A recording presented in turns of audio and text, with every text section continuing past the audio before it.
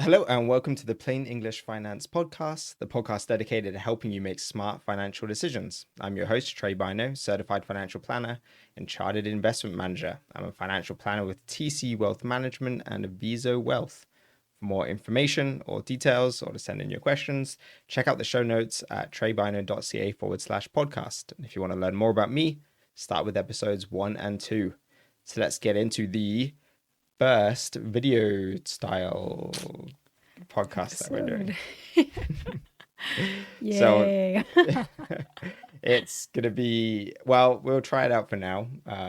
The goal is apparently podcasts that are not in video format struggle to gain traction, and we're kind of doing all the work anyway, so we might as well make a video style out of it. So it should be interesting. I have to find currently in the market for a good editor, if anybody listening knows any, but hopefully we get it sorted and get a good rhythm going. I felt like we was on a good one with the audio only, so we'll see how much.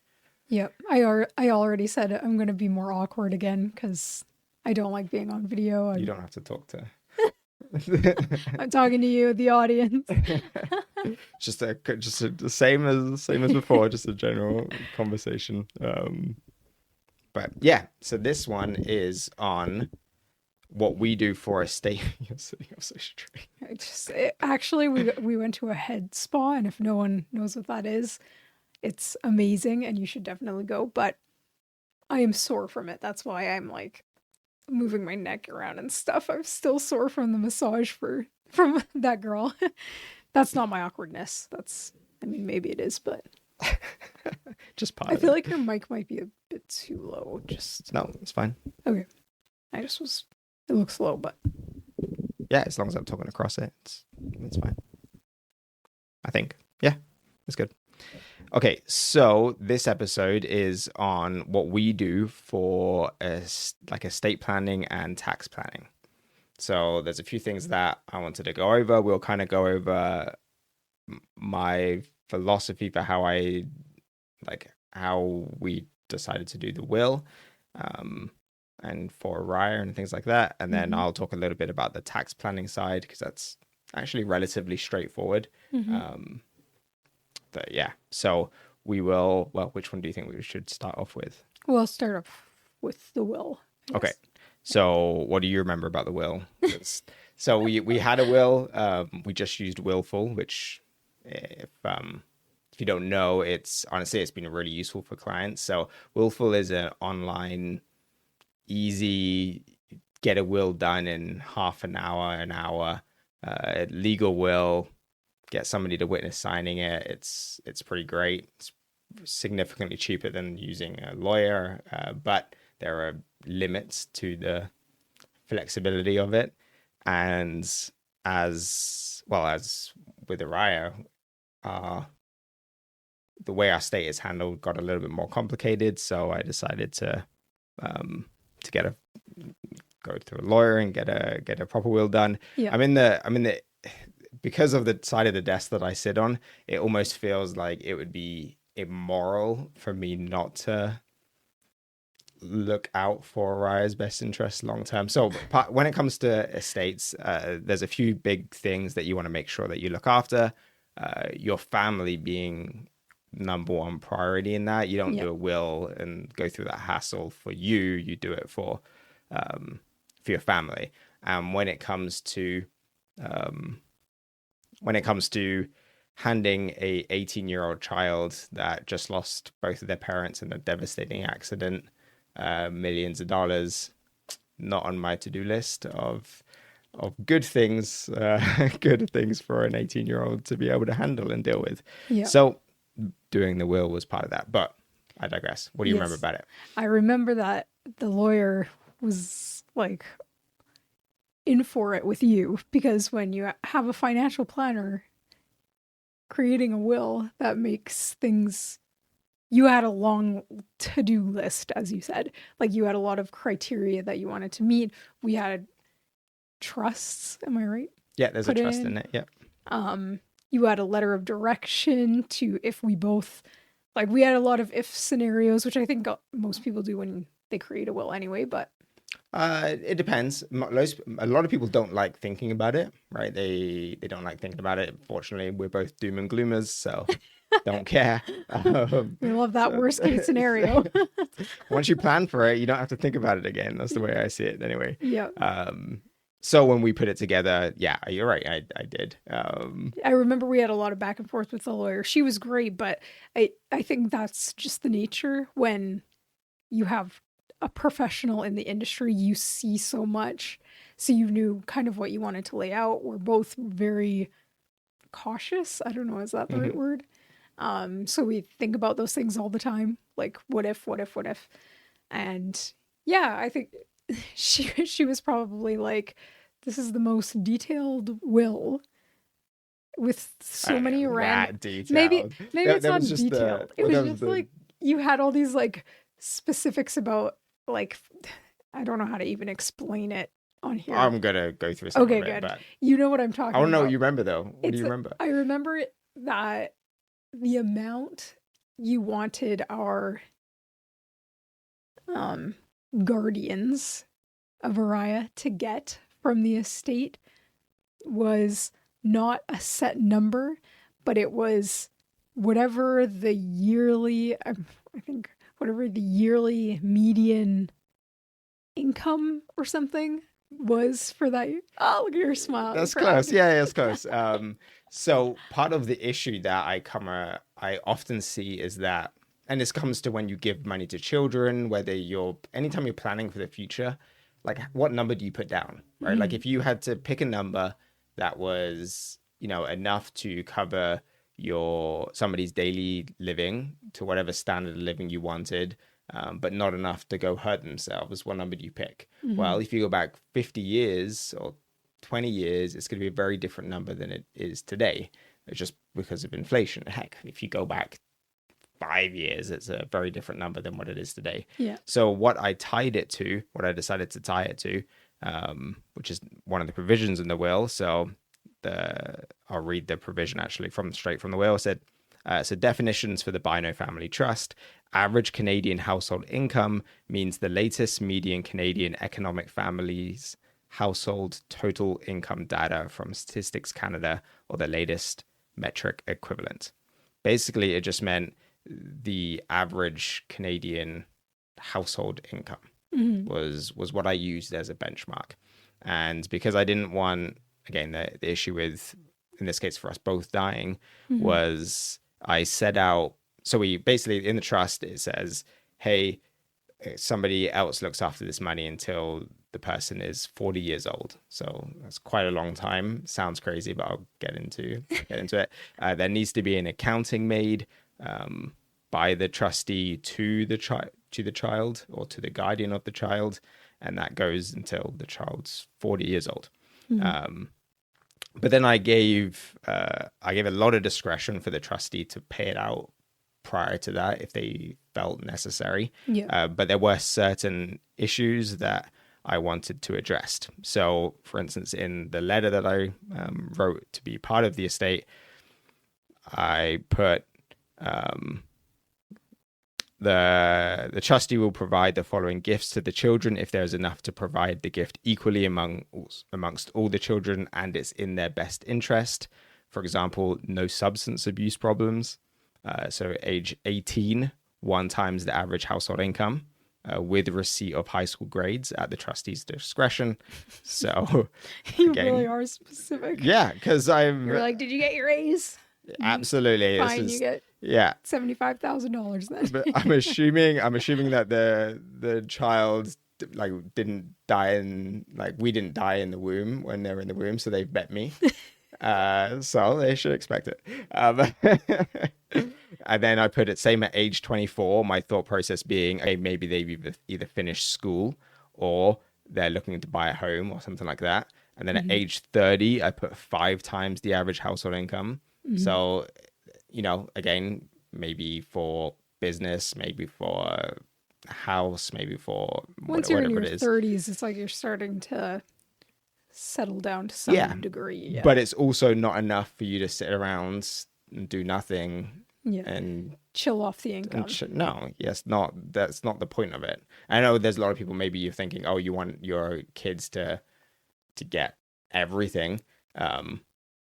It's something that I struggled with because not having anything got me to focus and pushed me to get to where we are today. Mm-hmm. So at the same time, it's that like that whole like trying to instill in the next generation the same values in that you have, but also without the trauma associated with them. Yeah. Can be hard to do. It's but like you think of the traumas that made you who you are today, and you're like, I wouldn't change it because I'm happy with the lesson it taught me. But at the same time, you're like, I wish I could learn that lesson. and I certainly don't want to put that on my kids, right? Yes. Yeah, you're right. I wish I could learn that lesson a different way. Different way, yeah. And I then mean, if to be fair, if they have lost both their parents in a tragic plenty of accident, trauma. Yeah, for sure.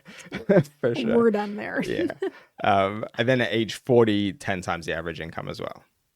So figured that would be like a huge retirement boost, essentially. Mm-hmm. And then my plan was really depending on, like, I will redo this over time, and then likely after that, the rest would go to charity. I wouldn't be, again, my goal is not to. We had different opinions on that. Yeah, but my goal is absolutely. I want to give to everybody I love. Not, yeah, no. They have plenty. Yes, it is plenty. Insurance. You know, 10 times the average household income is like $1 million, just over $1 million in today's dollars. That's plenty. Great. That's plenty. It's plenty. So that was the way that I kind of structured the letter to the trustee, and then I also kind of gave an idea of the way that I wanted it to be invested. So again, invested 100% in a globally diversified index-based equity portfolio. Again, there are certain things that I expect. It's like money I worked hard to get, so I want it managed appropriately. So I laid out directions, but it wasn't forced. I didn't put it in the will. It was more of this is a heavy suggestion. And of course, we picked our trustees very carefully, so we know they would appreciate this, I guess. Yeah. We know them very well. And we have ongoing lessons now. Yeah. So that they're in a position to. We really, don't make us sound like that crazy. We're like, so if we die. Absolutely. I'm sorry. I've seen it. Right. Yeah. And when you've seen it, when you see the, and unfortunately, when you see the young guy that comes into your office that lost his dad and finally hits 18 and gets a check, and he's wanting to do what's right, and uses those funds to put himself on a really good trajectory, and then you look across the aisle and he has siblings that made the complete other decision that are in a harder place because of it. Mm-hmm. I am not willing to risk that, like as much as you can do. You can't control everything, of course not. Yeah. And that's why I gave the trustee so much discretion. It's just, I don't want it to be, I feel like it'd be my fault. I mean, I wouldn't feel anything, but it would be my fault because I know better. So I feel like it's the only right thing to do is to think about those things. And you try to future-proof it as much as possible. Reasonable, right? Just with some direction, knowing that it's unlikely it's not going to be me. So you kind of I want to give as much discretion as possible while still making sure that our wishes are met, right? Mm-hmm. So that's the way that we structured the estate side of things. It's relatively simple. The thing about the estate is it would be somewhat complicated because there would be various things, like there'd be the corporation side of things, there'd be like the rental property, there'd be a few different things. We named beneficiaries on like each other as beneficiaries on all of our registered stuff, but then in addition to that, we didn't send everything to as a contingent beneficiary, and I know that isn't tax optimal. But again, you pick and choose your priorities. So, for instance, often a misconception is that you can't name children on pension plans and things like that. And you absolutely can. and it's actually very tax beneficial to do so. It's a case of what are you willing to risk? If you have $500,000, $600,000, $700,000 sitting in a pension plan and they're 10 years old, it means by the time they're 18, they will get to have access to all of that. So, pros and cons of it. Are you willing to pay less tax or more tax? I don't know. These are things that you kind of weigh and make a decision how you want to set up things based on that, right? Yeah, for sure. But yeah, for us it was important that if something did happen, that our current child, but who knows, at that point it is looked after. That was another thing. We have one child, but you continually said child or children, or like, so that again, it was like a little bit future proofed, because it's like you don't want to go through this process of the will over and over again, like, oh, we have another kid, we have to update the will, we have to do this, let me add the new name and the new name. No, we didn't. I didn't add names. Hassle. In fact, there's no names mentioned in this. It's just children. And until I had a reason to change that, I wouldn't name them. I wouldn't put names. So that's the estate planning side. Again, for each person, it's different. But the important thing is we got the wills done. We have the healthcare directive done. We have the power of attorney done. You never know. And it is much easier to have these things and not need them versus the hassle that people go through when their parents have refused to get the healthcare directive or the power of attorney, and then they get older, and people get meaner as they get older. Well, maybe not always. A good chunk of the time, yes. And it's like they know they're kind of losing it a little bit, and they just want to keep hold of any independence. And something like a power of attorney, if you haven't already done it, it's now a nightmare to do, and you'll still get it, right? The kids will still get it eventually, but it means going through the court systems, and it's just avoid the headache. I know people avoid the headache. Put it in a safe somewhere, and like tattoo the pin on your body so that when you're if you can't tell them anymore, they can still find the code. I don't know. It's just like you don't have to give it to them. You don't have to give them the power of attorney so that they can act on it right away. Yeah. But to have it done so that you're not just trying to fix it last minute. Yes, exactly. I know people. Estate planning is something that people either feel uncomfortable doing or talking about. Like difficult conversations. Some people don't want to talk about these things. But I just think it's like avoiding the headache now just means you're going to have a bigger one later. You're not, but or maybe you are. Maybe it just depends. For the power of attorney thing, like that's part of estate planning. So it's like, that to me doesn't make sense. But I guess it's just one of those things in life where a boss once told me, I would rather make someone uncomfortable today and instead of angry tomorrow. So it's like that concept of being, this is uncomfortable now. This is like, I don't like this. I don't want to do this. But if you don't do it, you can't just like bury your head in the sand and pretend like you're not going to die like everybody dies. I don't know. That's just...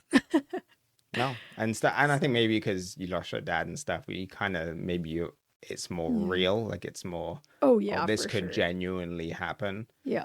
Let's make sure we're prepared in case it does. Yeah. Especially because he died from like a rare cancer. It's like 1 in a million or whatever. Like it's one of those things where people will say like, oh, it wouldn't happen to me. It's like, oh. Yeah, but you're the person that hears zebras. I say, I don't know if you've ever, I don't know if anybody's... I always get things kind of wrong.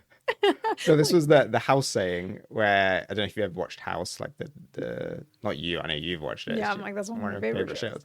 But they talk about just the concept in the medical profession, in the medical world for, like when you hear hooves, you assume horses, assume zebras. Like she assumes the rare Yeah. the rare thing, and it's because she's Even that saying, I hadn't heard it when you first said that.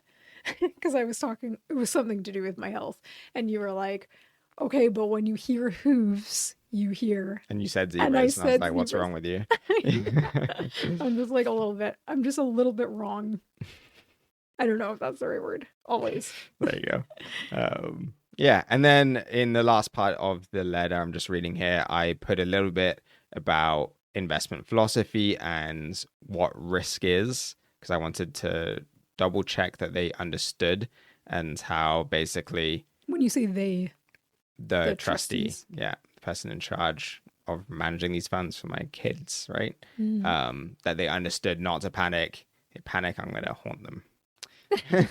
Again, we know our trustees, and it's very unlikely. Well, we'll see.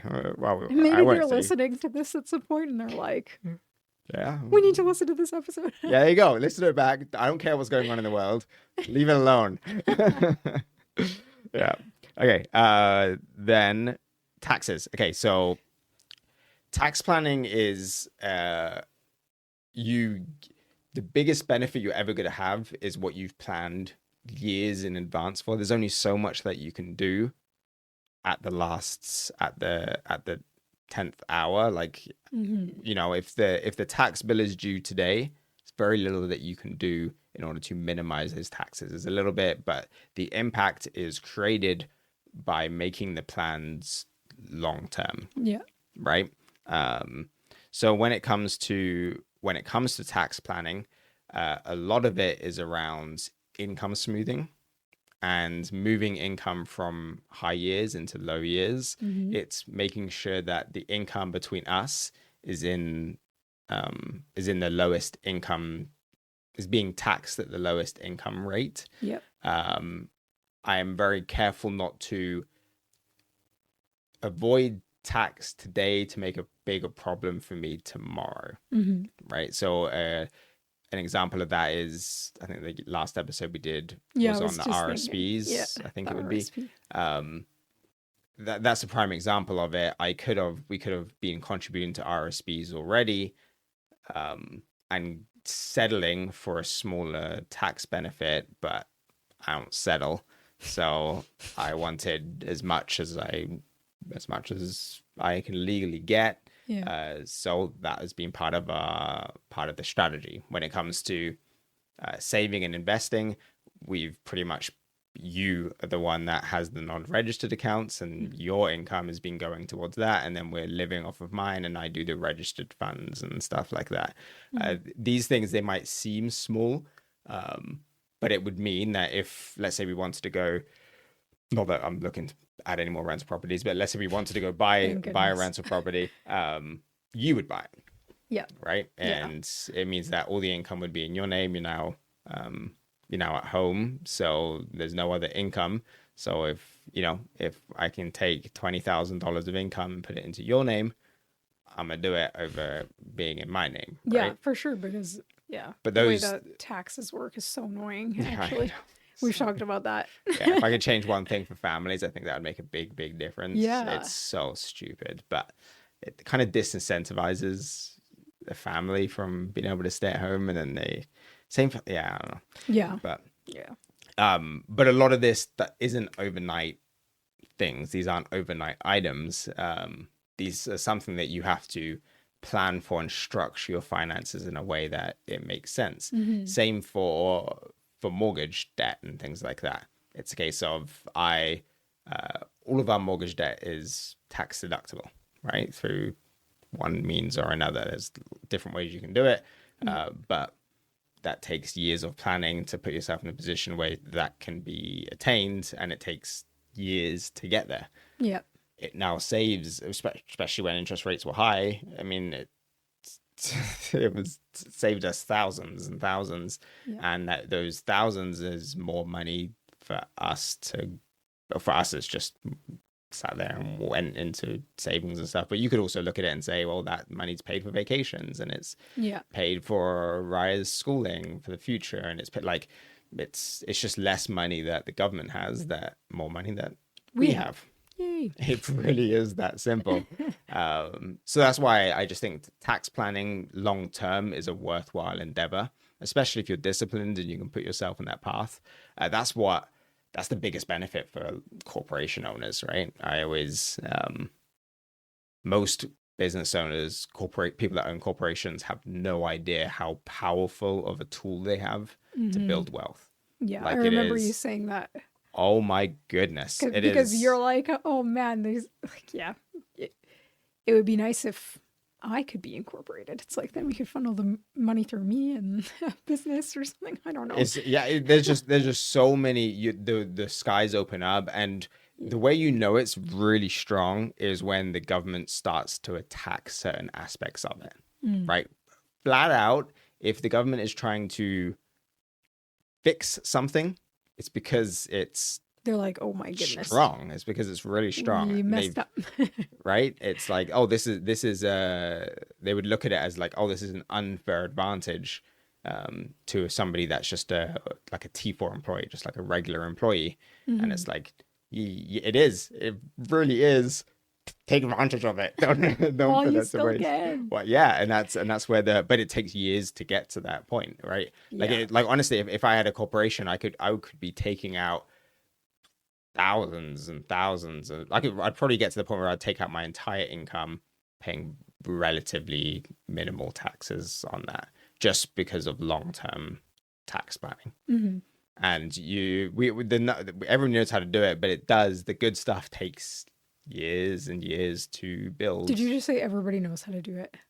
Okay, okay, that was crazy because I was just gonna say, I'm like, if you are like glazing over right now, because I'm trying to stay with you, but in the sense of like, you're talking about all these tax planning things, and I'm like, you know what I would do if I was a corporation owner? I would say, I'm gonna hire a financial planner and they will take care of it, because because you have to have you have to have the long-term discipline, right? I understand that, but it's like you're saying like, oh, everybody knows how to do it. It's like, okay, I do not. I just want someone to be like, you need to do this, and I'll be like, okay, like, done. You know, it's interesting in like the sense that it's almost like, I've said this before, like it's almost like playing a game where it's like you have to know the rules in order to like optimize it, or like put yourself in an advantage or whatever. Like, it's more beneficial to know that. At the same time, if you're like me, and when someone love taxes, when someone pulls out a board game and they're like, let's all like read the instructions, I'm like, my god, that's why you need your brother. Yeah, he does do that, and it kills me. I'm like, just you tell me, like, I'm like, you figure it out, and then let's play around and I'll learn that way. Like, I don't want to read the instructions. And it feels like that's the same thing. So I feel like a lot of people would be, maybe I'm wrong, maybe people do know. No, you're right. You're way more right than I am. I can't believe you said that though. I like it. Okay, no, I mean, I meant as in like, the information is there. Yeah. It's just like, there's lots of people that will be like, they'll have corporations and they'll be like, I don't know what the big deal is. I don't know what the big deal is. I don't know why everybody's attacking corporations. It's like, no, you're the one that's missing something. Yeah. Because it is single-handedly. If you don't know why they're like attacking you, it's because you're not using it right. Because that's the red flag. Yeah. Absolutely. Because, oh yeah. Anyway, I think that's it. We'll that's kind of briefly the estate planning stuff that we do, tax planning stuff. Yeah. Next episode is on TFSAs. So another simpler one where we just review how to use the TFSA properly. Perfect. I will see you in the next one. Bye. Thanks for listening to this episode of the Plain English Finance Podcast. Tré Bynoe, Certified Financial Planner, Chartered Investment Manager, is a financial planner with TC Wealth Management and Aviso Wealth. You should always consult with your financial, legal, and tax advisors before making changes. This podcast is provided as a general source of information and should not be considered personal investment advice or solicitation to buy or sell any securities. The views expressed are those of the individual and are not necessarily those of Aviso Financial Inc. Mutual funds and other securities offered through Aviso Wealth, a division of Aviso Financial Inc.